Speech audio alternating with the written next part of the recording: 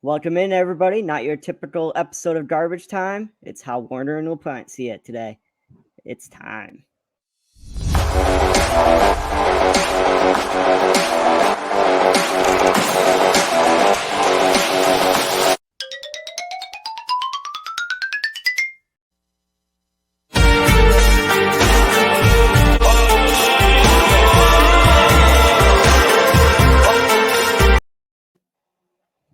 Facebook's deleted, Instagram's down, and Ryan and JJ have taken over Garbage Time. What a day.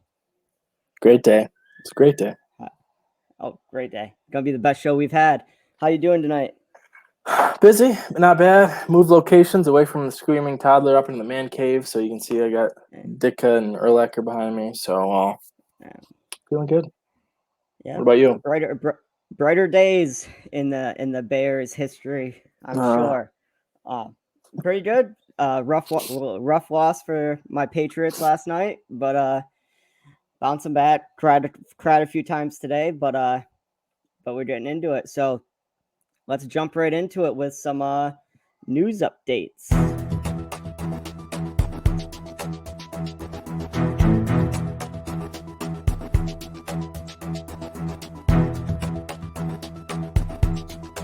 News updates.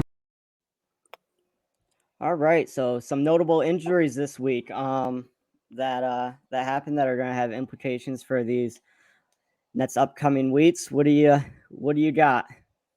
Let's start with the Bears. David Montgomery went down.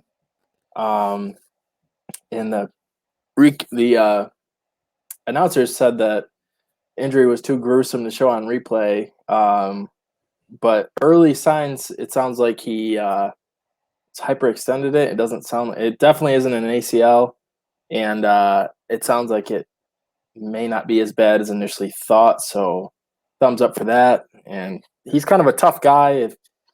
Last year he had the groin injury coming in the season, everyone thought he was going to miss time, but he played through that. And then last year versus the Packers, he hyperextended his knee again, and everyone thought he was done, and he came back in like 2 plays later. So he's kind of a Adrian Peterson type running back where he's kind of can't get hurt kind of guy. So we'll see. Yeah, he's definitely a tough dude, not one that's usually to miss a bunch of time. How hard are you going on after Damian Williams if he's available on your waiver wire? Especially as many shares of Montgomery I have, I'm definitely going hard for him. The thing about Damian Williams is he's also the pass catching back. So for whatever reason, they don't. That's a skill set that David Montgomery has, and they don't ever utilize it for whatever reason. They just bring in Damian Williams. So now Damian Williams is going to get the first crack of the carries and the passing work. He could be a pretty viable option. Next couple weeks, they got the Raiders and the Packers, are two defenses that don't really scare you that much. So he could definitely be fantasy viable while Montgomery's out. Yeah, especially in those PPR leads. So while we're on the Bears, what are your thoughts of that Bears-Lions game? Finally, the Bears get a W. Their offense actually looked good. Justin Fields looked great. What'd you take away from that game? Well, Bill Laser called the plays. So the offense looked how it did in that stretch last year when they scored like 30 points a game and were at the top of the league in rushing and in the top half of the league in offense when Nagy wasn't calling plays. So the offense picked up where it left off there. So I wasn't that surprised. Fields did look great. He just didn't have a lot of opportunity because they were so committed to pounding the ball, but he capitalized on the little reps that he did have. He didn't get a touchdown because they ran it in 3 times, but he played a bunch of deep balls down the field, and that's how he racked up all his yardage on only 11 completions. So, yeah, and it's actually I didn't even notice he only had 11 completions, so it kind of makes this net stat even crazier. Darnell Mooney, 5 receptions for 125 yards, so almost half of Fields' passes went to Mooney. Yeah, he seems to be the early favorite, and I know people are going to panic on Robinson, but Robinson got looks down the field too. Here's what can really cost Robinson, in my opinion. So Nagy already came out in his press conference today and said Dalton is the starter if he's healthy versus the Raiders. So if he's going to flip-flop back and it kills these pass catchers because they can't get in a rhythm with a quarterback. If they just pick a guy, hopefully Fields, and leave him in and let him develop the chemistry, I think you'll see the production start to crank back up. But you can't keep flip flopping, so that's something I'm concerned about. But if they're just going to let Fields roll out there, I think eventually that chemistry with Robinson will pick up. But for now, Mooney's definitely his favorite target. Yeah, I don't understand Matt Nagy. I really don't. I don't know if they've just invested so much in Dalton. They feel like they have to use him. That's the only thing I could think of, is that they feel like they can't turn back. Kind of like where when you're gambling, if you've already lost so much money, you just have to keep going to try to get it back. I don't know if that's what they're doing. I mean, there's some pretty well-paid backups in the league. You think about like Chase Daniel and Case Keenum. Like you pay to have a competent backup. Like you need to develop this kid. But don't get me started on Nagy. I don't think anyone really understands him. So well, on the other side of the football, let's look at the Lions. The Lions have really been struggling. Jared Goff, though, still 24 completions for just under 300 yards, 299 and 2 touchdowns. So, I mean, if you have him in fantasy, you're still getting your points out of him, but they just can't string together any wins. Yeah, I mean, he looked okay. He's Jared Goff. He got a bunch of garbage time points. He missed some throws. He made some nice plays and missed on others. So he kind of is what he is, but the Lions should be in a negative game script a lot of the time. So we got bye weeks coming up, starting here soon. So if he's definitely a viable streamer if he has a matchup versus a below average defense. What's killing me, I think, is this running back situation. So I think Swift was going at a pretty decent range in drafts, and he's getting out carried by Jamal Williams right now. Jamal Williams 14 carries, DeAndre Swift only 8 carries, and was only averaging 2 yards a carry. How nervous should DeAndre Swift managers be right now?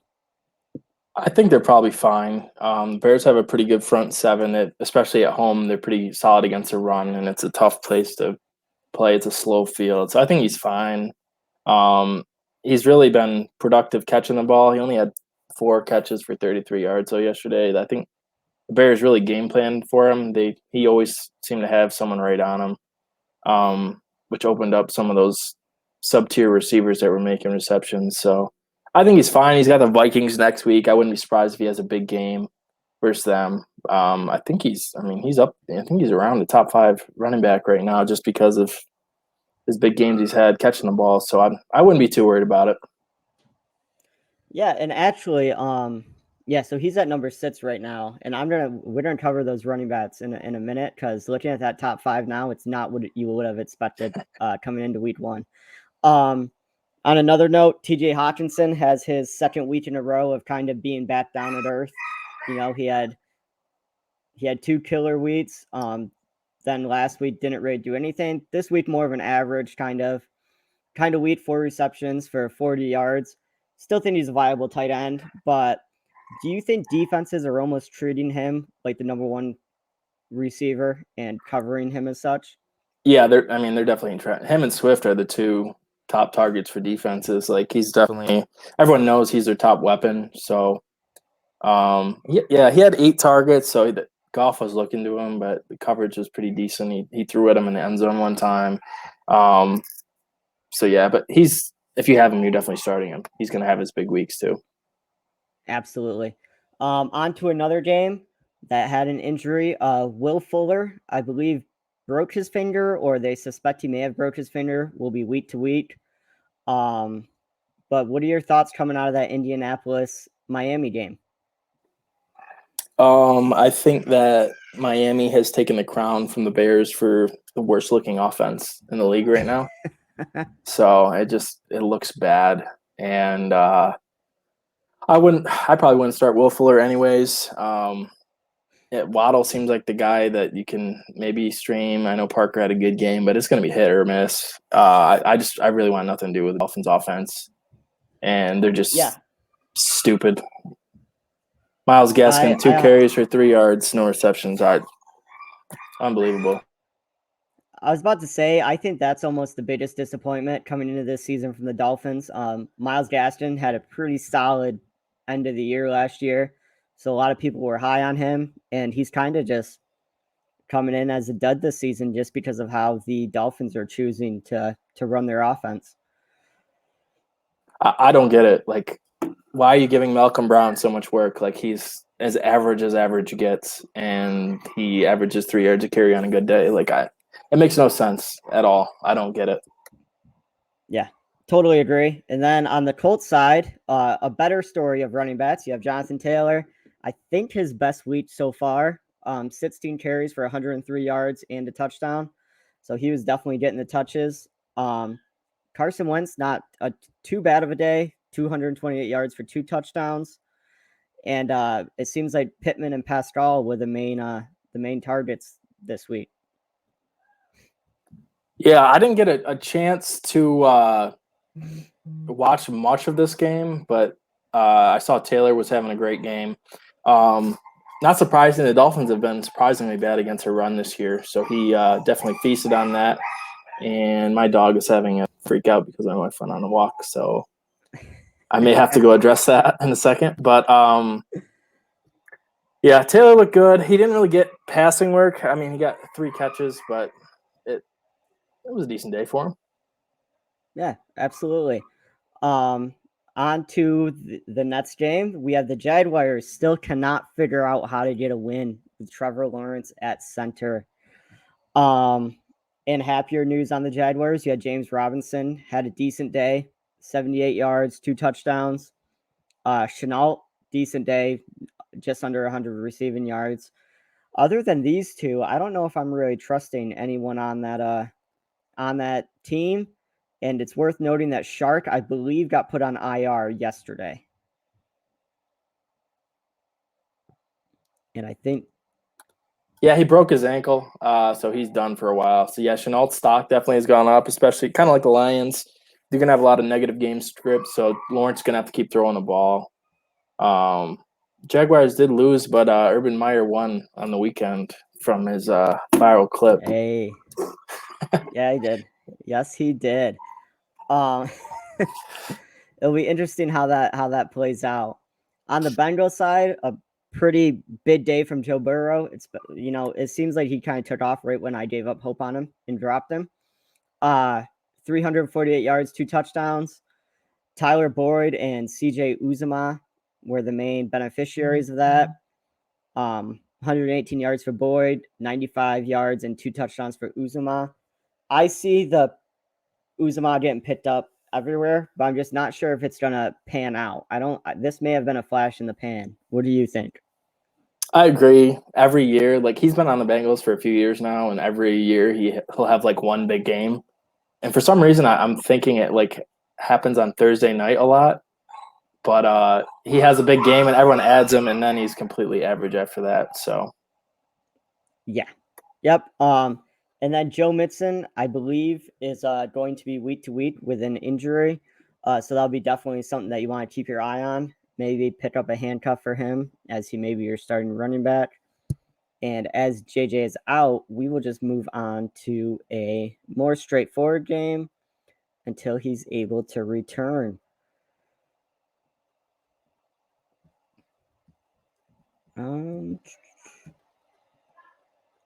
So yeah, the Panthers at the Cowboys, let me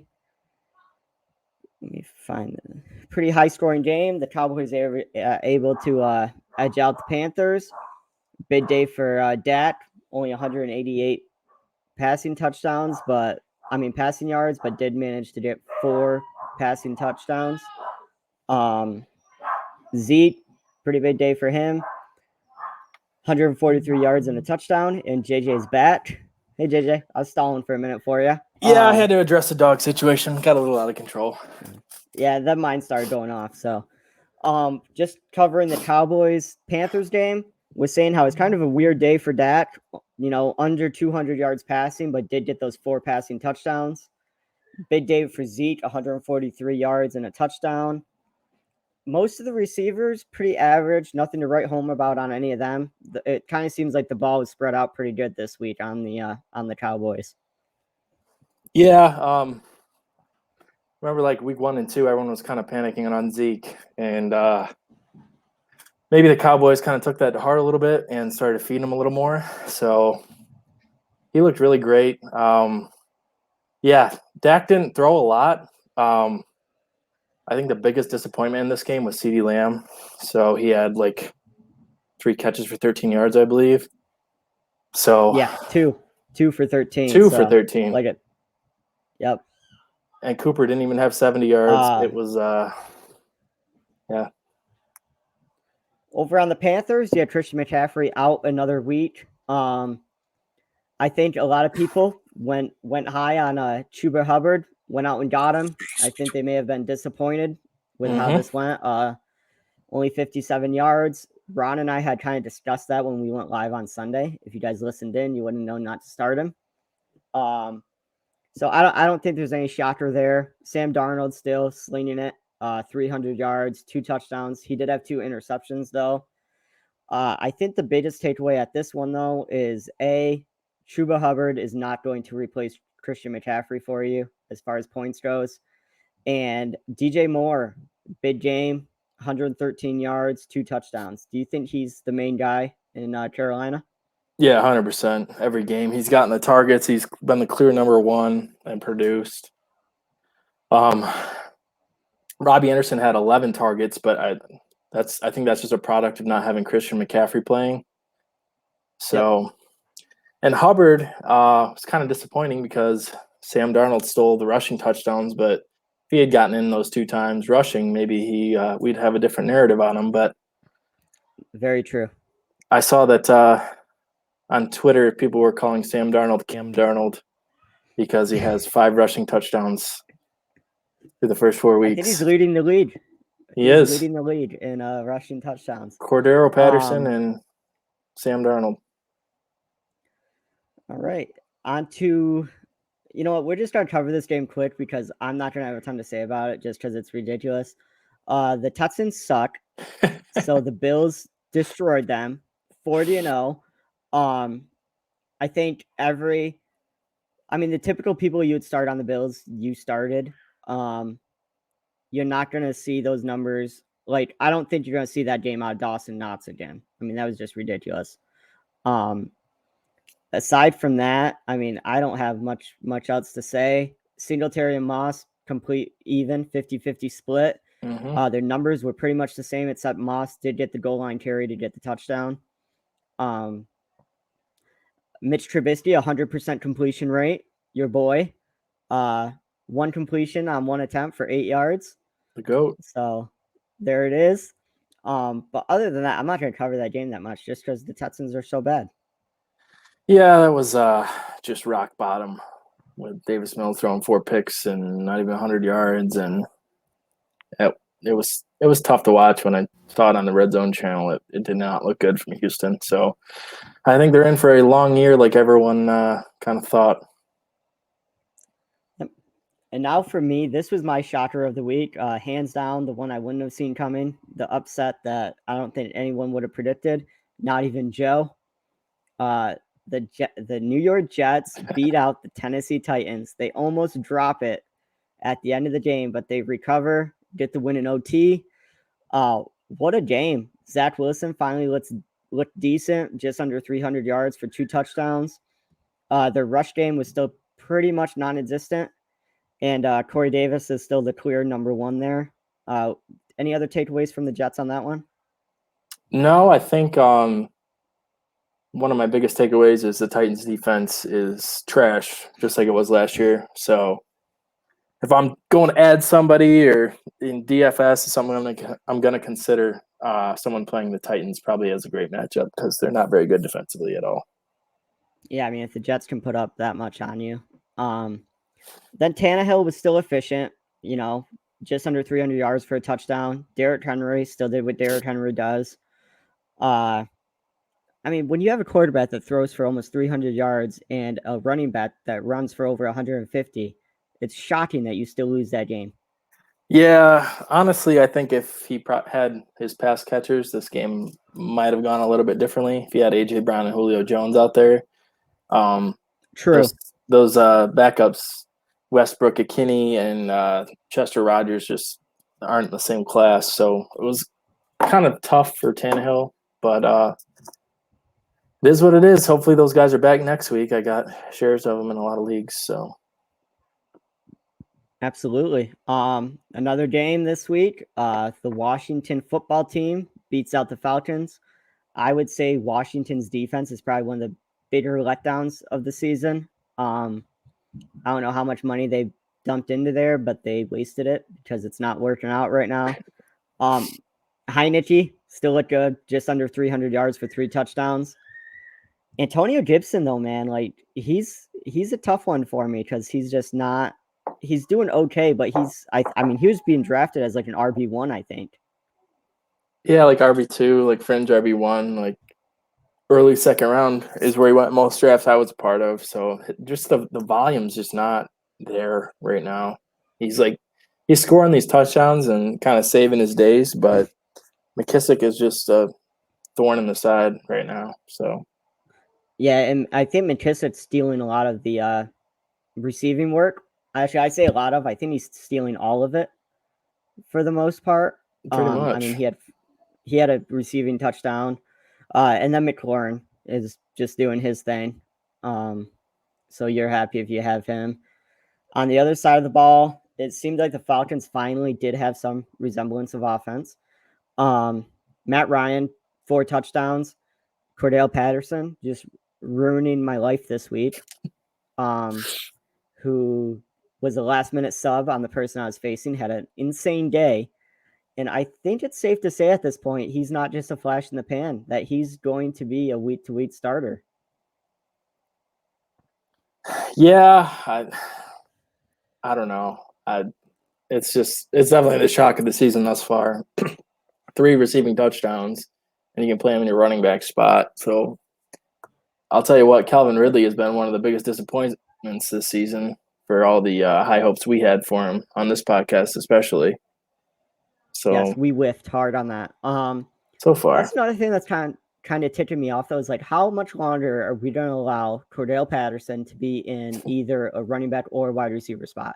It's like that Taysom Hill situation all over again, but this is worse. Don't say his name. Yeah, we'll get to him in a minute. And then I'm still on this. Kyle Pitts, I mean, where he was being drafted, do you think it's safe to say at this point he was being taken too soon? Or am I just anti-Kyle Pitts for no reason? No, I mean, as of now, he was taken too soon. He hasn't scored a touchdown yet. Like, we're a quarter of the way through the season, pretty much.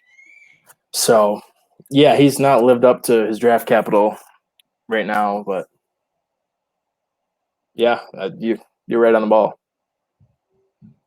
Always am, JJ. Always am.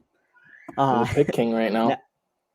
Next up, we got another shocker that I would not have guessed. We have the Giants taking down the Saints. 27-21 in OT. Daniel Jones, an insane day, over 400 yards. And another quarterback that I dropped just a week ago. Over 400 yards, 2 touchdowns. Saquon slowly getting back to form. And a huge day from Kenny Golladay. 6 receptions for 100 yards, but wasn't able to get in the end zone. Any other major takeaways from the Giants on your end? I think this is why Ron is out. He said he had vertigo, but I think the Giants winning just short-circuited his brain, and he can't find his equilibrium right now. Or he just doesn't know what a hangover is. Yeah. Yeah. It's the biggest thing for me was how many carries Alvin Kamara got. He had 26 carries. That's just not how he's been used in the past. They're really pounding the ball with him. I hope he can hold up during the season, but his targets are down and they're running the hell out of the ball and not throwing a lot. So, which is a huge concern for me because Alvin Kamara, I mean, I have him on a couple of leagues. His main selling point has always been in a PPR league, you want him. And they're kind of completely taking that away. And I don't know if he is a running back that can withstand 26 carries a game or 20 plus carries a game. That, the lack of targets, and then asshole Hill, Taysom Hill, they're in goal situations and he steals 2 touchdowns. He is the worst. I don't know how nobody else hates him like I do. this I is mean, why I could you hate him. imagine? Could you imagine Kamara's day if you throw those 2 touchdowns over to him? You know, um, and other than that, Jameis Winston, a decent day, but not really. I don't think it's really viable fantasy wise currently. And then if you're a Giants fan, you're probably happy. Kadarius Toney finally produced 78 receiving yards, so you might see him get a little bit more work in there. He looked good too. It's going to be, I don't know what they're going to do when Shepard comes back, because this is kind of the concern with the Giants wide receivers coming in the offseason is they're going to just take each other out because there's so many different options. So that'll be an interesting dynamic to keep an eye on. Yep. So the next game, we got the Chiefs versus the Eagles. My biggest takeaway from this is, are the Chiefs finally deciding to use Clyde Edwards-Helaire? Have they finally realized they have the super talented running back that they can actually use? A little bit. They gave a cheap goal line touchdown to Darrell Williams. So again, True. I hate that so much. I hate it. I just don't get why. Like, what's the logic? I don't know. I don't know. If I had an RB1 on my team, I'd let him score touchdowns and get numbers and make Pro Bowls. But yeah, he's definitely been more involved the last couple of weeks. I think they may have heard a little bit of the outside noise, and I don't think that impacts Andy Reid too much. But then again, you look in the mirror, and he's a weapon that you have out of the backfield that they really had not been utilizing. So if they're going to keep using him how they have the past couple of weeks, he's definitely that viable RB2 we thought he was going to be coming into the season. So, Yep. And then in typical Ryan luck, I had to face Tyreek Hill this week, who went off for 11 receptions, 180 yards. And if that wasn't bad enough, you got 3 touchdowns to go with it. I didn't watch this game. I don't know if the Eagles just decided they didn't want to cover him or what they were doing. He was just so due. He had those good. 2 down weeks. I played him in DFS everywhere. I knew he was just so overdue that he was going to have a big one. Yeah, they just could not contain him at all. Another takeaway for me too, and I mean, you could probably attribute it to the running game and using Hill a lot. This is Travis Kelce's 2nd or 3rd week down, I believe. So he might be someone to look at coming forward, because I would say he's probably due for a big game here soon. Yeah, he is. I think the Chiefs got the Bills next week, so that should be a great game on Sunday night. So Tre'Davious White will probably attempt to cover Tyreek Hill, so if they take him away, could be a big Kelce game. On the other side of the ball, you have the Eagles, Jalen Hurts, still very viable in fantasy, 380 yards, 2 touchdowns. But for me, I hate how they're using Miles Sanders. Kenneth Gainwell had more yards, the touchdown, and he got used more in the receiving work. So Miles Sanders definitely not a running back you can depend on week to week. Not right now. And it was surprising too, because you can have your way with the Chiefs running the ball. Like, they're susceptible to that. So, I mean, a lot of teams that give them a hard time, like you saw how much they struggle with the Browns, are teams that can run the ball, keep Mahomes off the field, control the clock, and they just did not even do that at all. They just tried to get into a straight-up shootout with the Chiefs. And so, I don't know, maybe they'll reflect on it and try and run them a little bit more, but at the same time, you got Kenny Gainwell there, who is taking away the passing work, and which may be justified because he looks great and is a great player. Yeah. So, yep.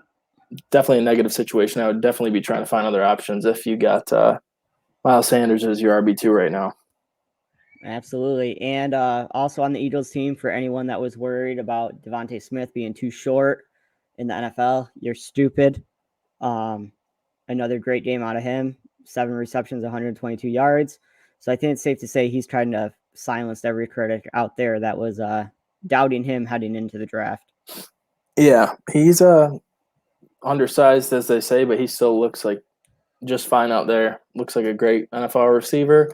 I think he's definitely going to hit 1,000 yards this year. So congrats if you drafted him and got good value out of him. Yeah. Next up, Seattle versus 49ers. Very weird day for Russell Wilson.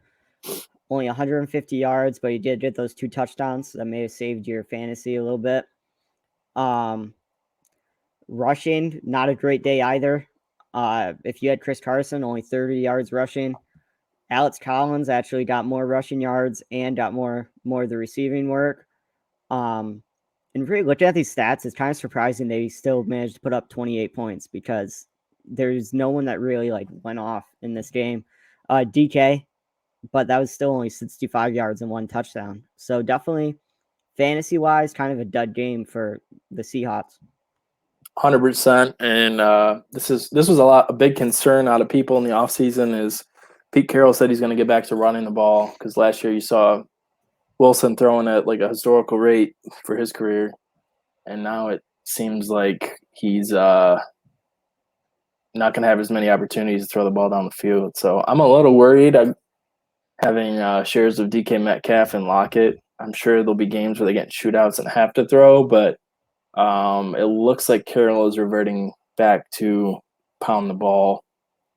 And at the same time doing that, it looks like Carson may be in jeopardy of losing touches because Collins actually looked pretty good. So yeah, 100%. And then on the 49ers side, I know Jimmy G is – so they're expecting him to play next week, allegedly. I know he's got – was it a knee? It's a calf. Calf. And it was weird. They said Jimmy himself said he hopes it's only a couple weeks and then went for an MRI. And then Shanahan today said there's a chance he plays Sunday. So weird. Trey Lance did look good though. If you got him in Dynasty, you're pretty happy about that. Maybe worth pitching up on the waiver wire if it starts to look like Jimmy's going to go the other way. Trey Sermon finally produced a little bit, 89 yards. And other than that, I think the only other fantasy relevant player is probably Deebo, 150 yards, 2 touchdowns. I mean, Kittle, pretty slow day. And anyone that was super high on Ayuk at the start of the season, like one of our lovely co-hosts, another disappointing day at 1 reception for 15 yards. Very disappointing. Yeah, Deebo leads the NFL in receiving yards, so who saw that coming? Looked great. Had that kind of weird wide open play, which got him a lot of his yards, but still, it's like he keeps making these explosive plays, putting up numbers. So he's like a wide receiver 1 right now with his production. And absolutely. I'd say another like one of the biggest disappointments of the season is George Kittle. Like people were taking him in the 3rd round to make sure they got one of those top 3 tight ends, and he hasn't scored a touchdown yet, has he? No, it's been bad. And like you said, I think he went early because people, I mean, myself included, went in saying I need one of these top 3 guys. It's pretty much Kittle, Kelsey, or Waller. And then I had Hawkinson, I think, at number 3 or 4. But if you took Kittle, you're bumming, man. Big time. So on to the next one, we got the Cardinals versus the Rams. The Cardinals edge out the Rams. Kyler had a good day. I think the story of this game, though, was the Chase Edmonds and James Conner 1-2 punch. Edmonds got less carries but had more yards, but then Conner more carries and got the 2 goal line touches. So it's still kind of confusing backfield. I don't think you know who to go with on a week-to-week basis. It's tough. Connor got a lot of carries because, shockingly, the Cardinals jumped out to a big lead, so he got a lot of like garbage time, kill the clock, 4-minute offense carries. Edmonds is going to be in on passing downs and early downs on the other end of the field, but once they get down into the red zone near the goal line, it's Connor time, and he is absolute vulture. So Edmonds is only going to get touchdowns from big plays and 20-plus yards out, maybe catching it if they're in a 3rd down situation on the goal line. But yeah, which is crazy. Like when you look at it, Edmonds was averaging 10 yards a carry. And then you go to James Conner averaging 2.8, but stole the 2 touchdowns. Yeah, he got all that short yardage crap. And Edmonds had that like 54-yard run, looked explosive as usual. Just this is just kind of how they want to use him, I guess. It's like Mark Ingram and Kamara, but with not quite as many receptions as Kamara for Edmonds. So it's going to be hit or miss. And then on the receiving side, decent days from AJ Green, an okay day from Hopkins. But it seems like trying to pick a sleeper on this team never works. One week you think it's Rondale Moore. The next week you think it's Christian Kirk. But it's really kind of hard to pin down. Both of them kind of did put out goose eggs this week.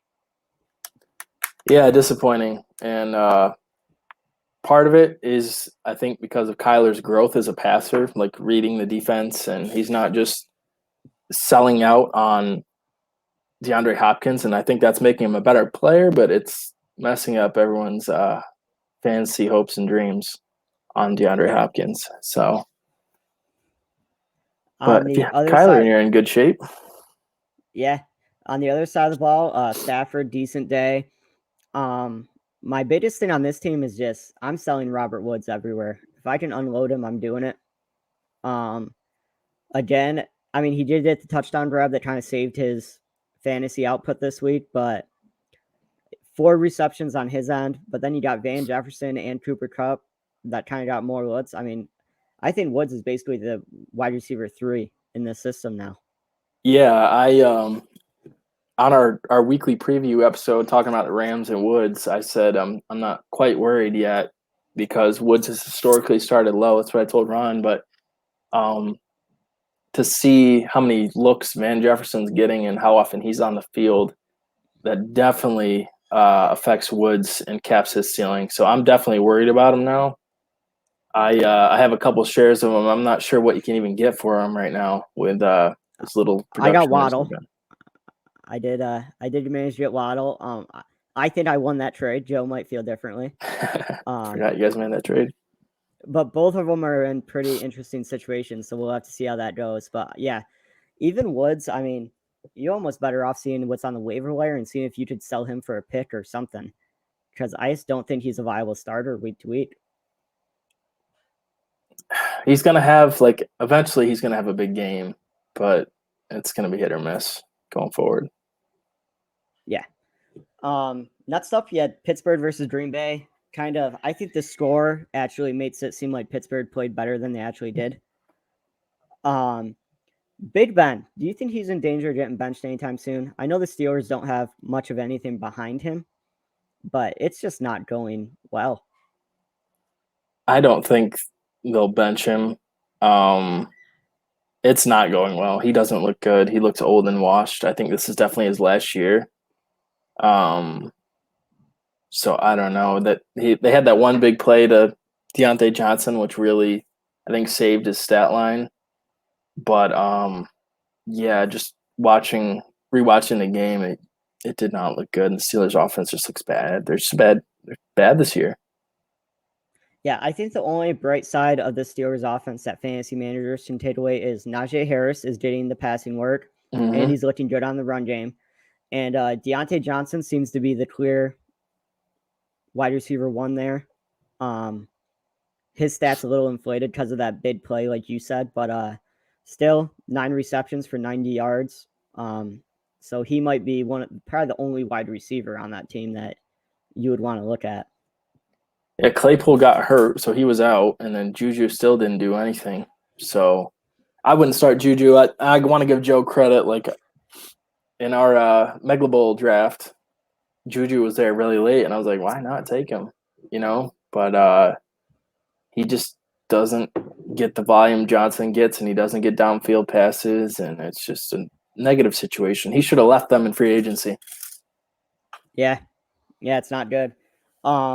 On the other side of the ball, Rodgers, a decent day. Dillon and Jones, 50-50 split there on carries. Randall Cobb, fine. Like, we knew he was going to have a big day somewhere. It was bound to happen, but 5 receptions for 69 yards, 2 touchdowns, and then Devontae Adams pretty much right there with him, just without the touchdowns. Still think Devontae's clearly the one wide receiver you want on this team. I still want to go out and get Randall Cobb, I don't think. No, I think a lot of it was because Valdez-Scantling was out, so he stole some of those targets. Yeah, I mean, he's going to be like Woods, I guess, where he'll have a big game, and then we'll have games with 3 receptions for 24 yards. So it's, yeah, I'm not really taking a lot out of Cobb's performance. Nope. On to the next game, the Ravens stomped the Broncos. Finally showing how inflated the Broncos 3-0 record was, kind of like my undefeated record in Dynasty. I think one of the biggest stories, and I didn't look up any of this information. Bridgewater got injured, which kind of completely destroyed any fantasy value for any Broncos players, other than maybe Melvin Gordon and Javonte Williams, but they still had quiet days. Is Bridgewater out for a bit, or is this like a 1-game thing? I'm not sure. It was a concussion, so I know he's had them before. He's had bad ones before. So it's just going to depend on how quick he works through the protocol. I didn't see the hit that took him out or how he went out, so I can't really put a gauge on that. But it's a concussion, so he could go on IR or he could be back next week. I'm not really sure. Gotcha. So, well, I think if Bridgewater is not playing, I don't want any part of the Broncos team. I don't think. the only thing I'll say is when Cortland Sutton emerged, it was Drew Lock that was throwing him the ball. So, and he seemed to look to him a decent amount when he came in, from what I saw on the Red Zone channel. So, I don't know. I think, I mean, you're still starting Sutton probably if you have him as a flex or wide receiver 3. But, and you have to play Fant most likely. But, yeah, other than that, I don't know about Tim Patrick with Lock. I guess if you're desperate, but. Right. All right, on to the next game. I'm going to try not to cry. It was hard. We got the Buccaneers at the Patriots. Buccaneers edged us out. Quiet day from Tom Brady. Still threw for 260 yards, but no touchdowns. I think what kills me the most on this team is the wide receivers because I always start the wrong one. Very, very quiet day from Chris Godwin. I want to say like at least 2 of his 3 receptions came in like the fourth quarter. I mean, yeah, because he had 2 back-to-back plays that were for like 26 yards, and that was pretty much it.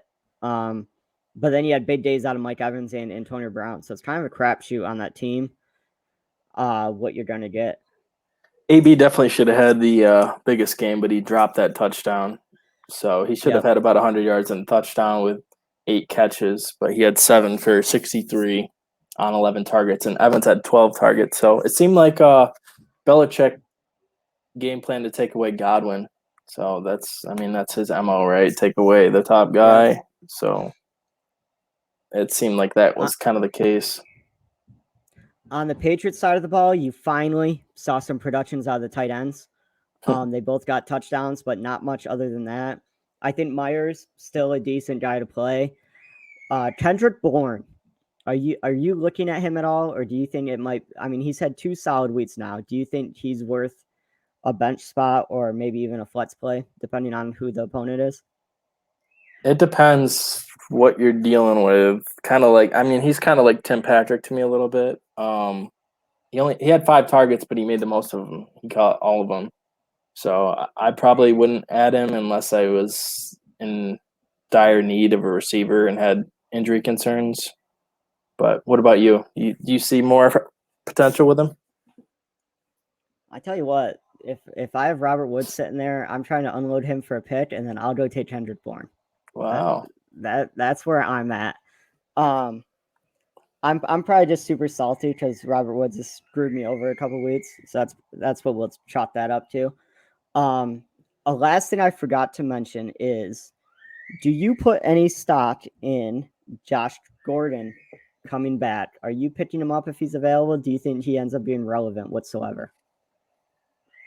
I've added him in a couple leagues. I'm not that excited, and I'm not going to get my hopes up too high. We've seen the story before where he comes back and plays 4 weeks, and then he's late for a team meeting and gets caught or fails a drug test. So, and Joe made a little short about it, saying that he's a Kansas City wide receiver too, so you're never going to get production out of him. I don't know. I don't know what kind of shape he's in. It sounds like he's in good shape. So, well, Dude, that's what always impresses me is so like he gets suspended for drugs and then he's gone for 3 years, but then comes back and is in great shape. It's like, what's he taking? Because I'll do it.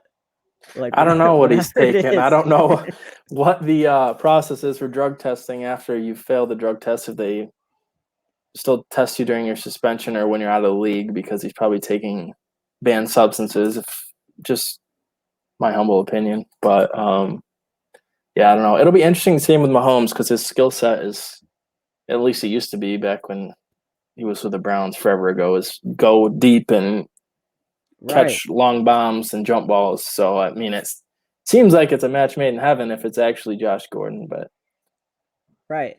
being out of the league that long, I think, takes a little bit of a toll on you too. You think, and he's not young anymore. He's got to be mid-30s by now, right? No, I think he's like late. I think he's like late 20s. Are you serious? Yeah, I think he's 30, somewhere around there. Not mid-30s. He's How not young there did yet. he start in the NFL? Wow. Let's see how old he is. He turned 30 in April. What? Man. Yep.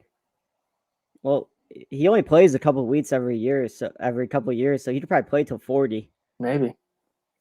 Two other injuries I actually forgot to touch base on. You had the Logan Thomas injury, who is actually having a relatively decent season for a tight end. I don't know how bad it is.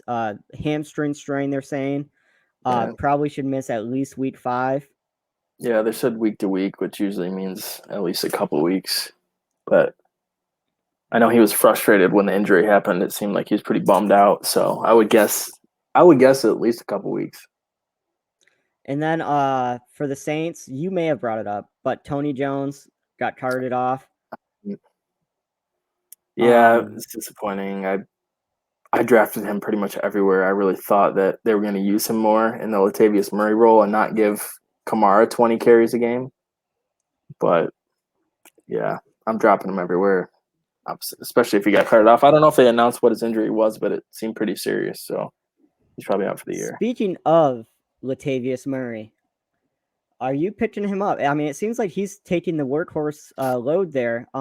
It makes me very happy I traded Tyson Williams high, because it seems like he's pretty much getting phased out.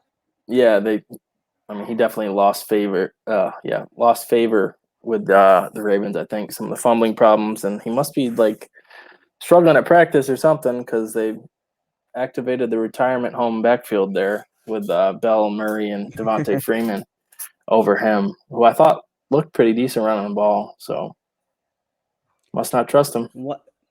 Couple more sleepers for you. See, let me know if you're buying them or if you're staying away.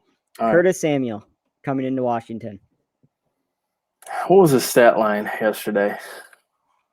4 receptions on 4 targets for 20 yards. Yeah, I added him in the league. I'll probably hold him another week and see. I know that was his first week back, so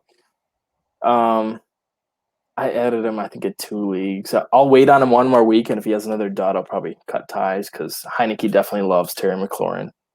And then again, they lost Logan Thomas, so Samuel could potentially be more involved in the offense next week. So yeah, I got to see one more week. All right. Jamison Crowder currently rostered at 31%. Nah. You like Crowder? Tony. No. He did have 9 targets and got 7 receptions for a touchdown. But that Jets offense, I'm just not about it. I'll say this: he has another great matchup next week when they play the Falcons. So if you're in a pinch, maybe if you're in a pinch, injury trouble. We touched on him for a minute. Kadarius Toney rostered at 7%. I probably won't add him. I'm not interested yet. Dynasty, obviously, he's already owned, but yeah, I'm not interested. Dawson Knox, 47%. Big day.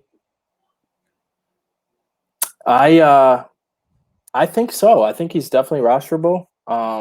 He had 8 targets last year. He did not get near that in games.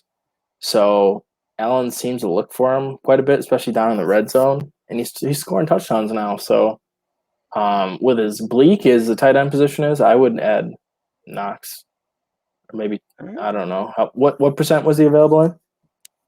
He is 47% rostered, so he's available in over half of all fantasy football leagues.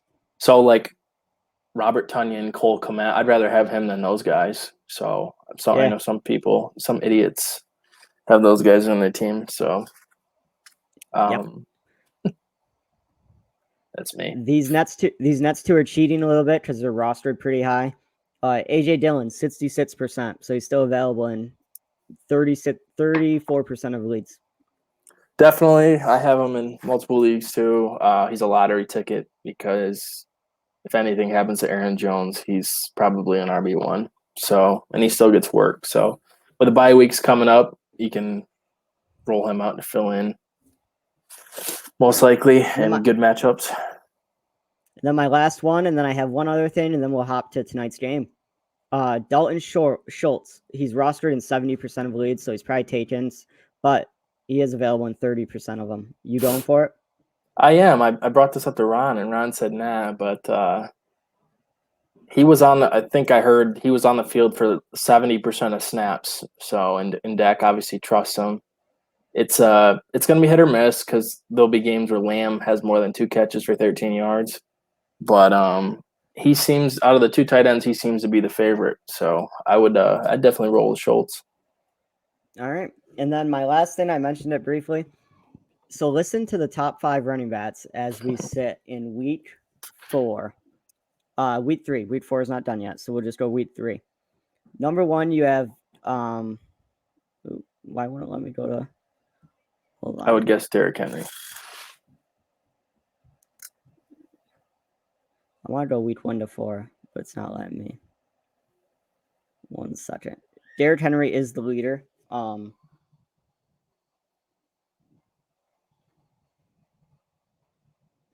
second. Let me get back to where it was.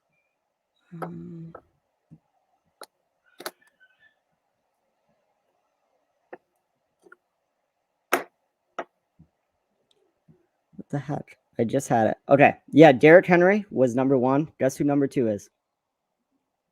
Patterson. Cordarrelle Patterson is the running back number 2 heading in towards the end of week 4. How insane is that? If you can find me somebody that projected that, I would be, I don't know, I would quit playing fantasy football. Like, that's just insane. Did not see that coming. Nobody did. Right? Like, how do you? I don't like he should not be allowed to be counted as a running back at this point. Is what I, or he has to be one or the other, right? I don't know because they're still giving him the carries, and I guess it's the Bears' fault for technically transitioning him to a running back. Well, I guess the Patriots started it. They gave him carries and put that idea in everyone's head, and then he went to the Bears and got a couple carries a game. I think he should. I don't know how they make that determination, but he lines up in the backfield a lot. Yeah. I think the biggest letdown so far looking at these stats is you have Dalvin Cook, who's outside the top 20 at this point. Yeah, the injuries and bad matchup this week. I'll tell you what, the Browns defense looked pretty good this week. So yeah, when you got teams playing against them, maybe watch out because the past 2 weeks, I can vouch for this. They looked really good. So yeah, Cook has definitely been disappointing, and he was limping around in the game, and definitely a bust so far. And same with McCaffrey. And pretty 50-50 with Madison, I believe. So let's go on to tonight's game. Josh Jacobs is active. Who else are you looking at? I mean, on the Raiders, you got the usual Darren Waller, Derek Carr, Josh Jacobs. Chargers, probably Mike Williams, Justin Herbert. Keenan Allen. Yeah, Keenan Allen, Austin Eckler. So I don't think there's anyone really surprising that might pop up in this game. Do you have anybody that you're thinking might explode that no one's foreseen? I started Jared Cook in the league because I'm desperate at tight end, so hopefully he can get in tonight once. But yeah, I think he covered pretty much the fantasy relevant guys. Maybe Ruggs for the Raiders. It's going to be an interesting test for the Raiders. Chargers have a pretty good pass defense, so I don't know if he's going to be able. If Carr's going to be able to bomb it down the field like he has been this year. Should be a good game.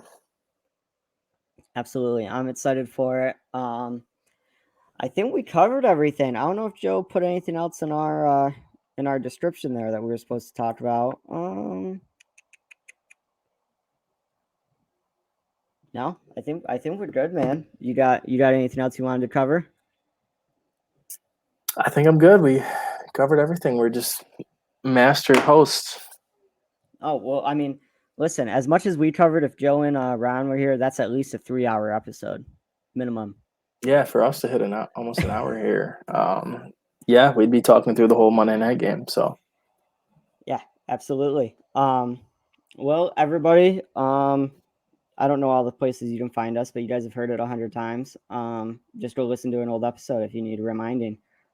And or just look at all the stuff in the outro video.